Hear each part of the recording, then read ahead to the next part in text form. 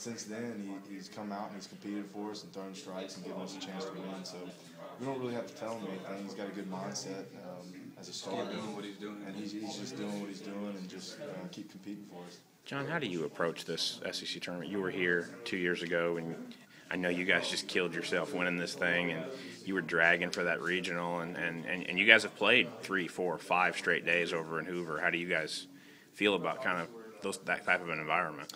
I mean, I feel like we're in shape and we're ready to go as long as it takes and compete every day and just go out there and work our hardest.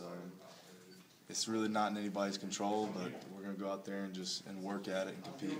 You know this, being a veteran, that there are teams that go out there and, just kind of play to play and kind of want to go home. You guys have never approached this thing in Hoover that way, and you guys would much rather get to the weekend and possibly win the thing. Yeah, I mean, the way we look at it is you never know when it's your last game.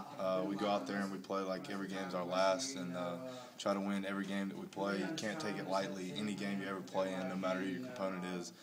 So we're just going to go out there and work hard and, keep competing. John, what did you learn from this team from Georgia back in March to now? What did you learn from them? How about them being over at Georgia, your first SEC series? Yeah, I mean, they're a strong team. They got some pretty good bats, and they can run a little bit, and got some good pitching. So, I mean, it's going to be competitive either way, whoever we play. If we advance from that, it's all going to be competitive because everybody, I feel like, is there to win. Go back to that 2012 season. It's sort of a similar team. Your pitching staff's probably a lot more informed now, but the offense was struggling. And, they really relied on guys like you to come in there. You think got 2 or 3 saves that week. So, what was that experience like for you that first season? I mean, it's a blur now, really, because I was just a little 18-year-old freshman that came in and really came out of nowhere and got to pitch a little bit. And so, man, all I remember is pitching really against Kentucky. That's the only game I remember. But, I mean, it was just a grind, I know, because I think I pitched 3 days in a row, got a day off, and then pitched the 5th day too. So it's tough on everybody, but it's a mental thing for sure. You said that's kind of a blur, but do you guys still kind of look at that? I think you guys were one of the first teams to play 6 games in 6 days.